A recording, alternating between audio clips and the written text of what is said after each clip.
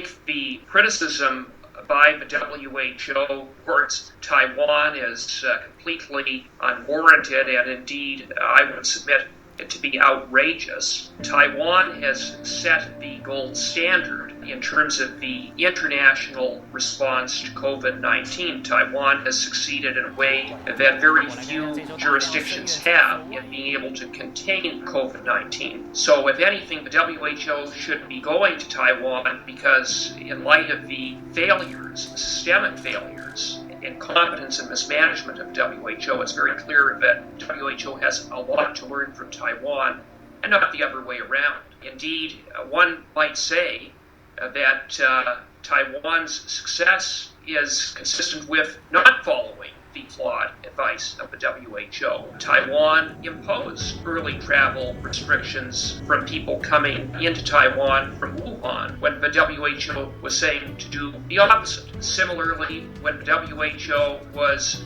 criticizing or suggesting that one need not wear a mask, Taiwan was ramping up on mask production. So again, there's very little that Taiwan can learn from the WHO in terms of their mishandling of COVID-19. And more broadly speaking, Taiwan at all stages has shown a complete willingness to lend support to the international effort to flatten the curve and defeat COVID-19. Taiwan has been ready and willing to share information and to participate in global discussions, which are vital because it is a global issue that requires a global response. And it's been disappointing to see that the WHO has shown no willingness to work with Taiwan and get input from Taiwan. There's no question that there is Chinese influence on the WHO, and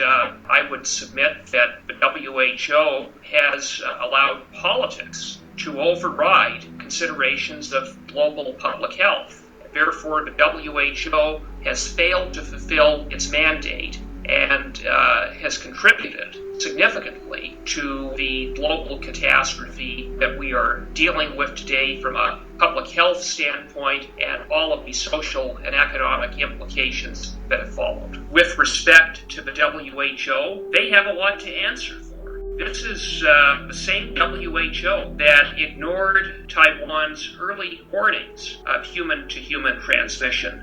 Indeed, the WHO maintained that there was a low risk of human-to-human transmission all through January. It wasn't until the Chinese Communist regime acknowledged that there was a risk of human-to-human transmission that the WHO reversed itself. The Chinese Communist regime repeatedly destroyed and falsified information during the early stages about the rapid spread of COVID-19. Throughout, the Chinese Communist regime has not been open, they have not been transparent, and as a consequence, this has become a global pandemic. It's also concerning that China had imposed travel restrictions early on throughout China, but did not impose similar restrictions for individuals traveling outside of China. So that indicates that the Chinese Communist regime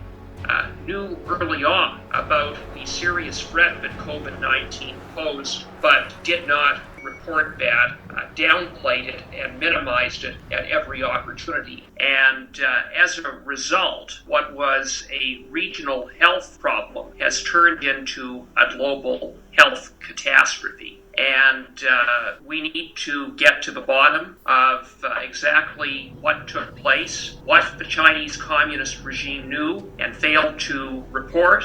And to that end, I'm encouraged by and believe that it is appropriate calls of both the United States and Australia that there be an independent international investigation into Chinese Communist regime's handling of COVID-19.